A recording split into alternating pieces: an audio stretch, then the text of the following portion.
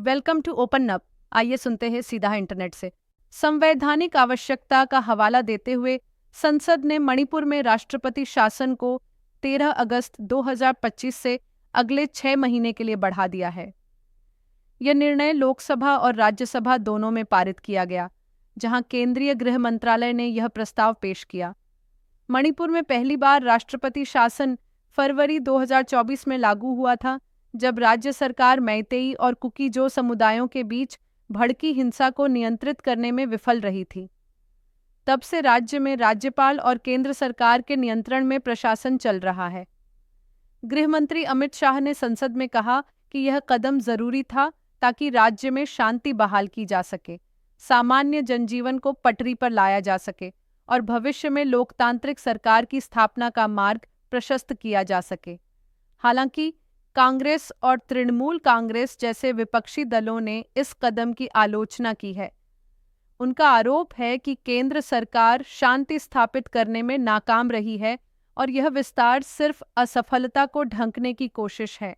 स्थानीय रिपोर्ट्स के अनुसार राज्य में अभी भी छिटपुट झड़पें हो रही हैं, हजारों लोग विस्थापित हैं और पुनर्वास की प्रक्रिया अधूरी है।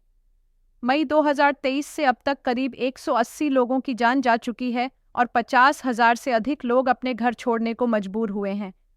अब जब मणिपुर में राष्ट्रपति शासन 13 फरवरी 2026 तक लागू रहेगा, देश की नज़र इस पर है कि क्या केंद्र सरकार शांति और पुनर्वास सुनिश्चित कर पाएगी या लोकतंत्र को और पीछे धकेलेगी। जनता की नाराजगी और असमर्थता की भावना। मणिपुर के आम नागरिकों में लगातार राष्ट्रपति शासन के विस्तार को लेकर नाराजगी बढ़ रही है। कई लोगों का मानना है कि केंद्र सरकार बार बार संवैधानिक आवश्यकता की बात करके चुनाव से बच रही है। शांति की उम्मीद बनाम राजनीतिक निराशा। कुछ स्थानीय लोगों का मानना है कि अगर शांति के लिए समय चाहिए तो राष्ट्रपति शासन स्वीकार्य है, लेकिन केवल तब जब उसका इस्तेमाल सही दिशा में हो। लेकिन जब हर 6 महीने बाद सिर्फ विस्तार किया जाए और जमीनी हालात न सुधरें, तो लोग इसे केंद्र की असफलता मानने लगते हैं। नागरिक अधिकार समूहों की प्रतिक्रिया।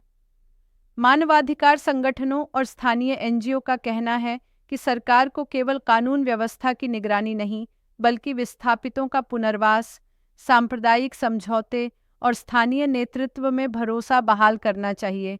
हम ऐसे ही और भी जानकारीपूर्ण विषयों पर चर्चा के लिए वापस आएंगे।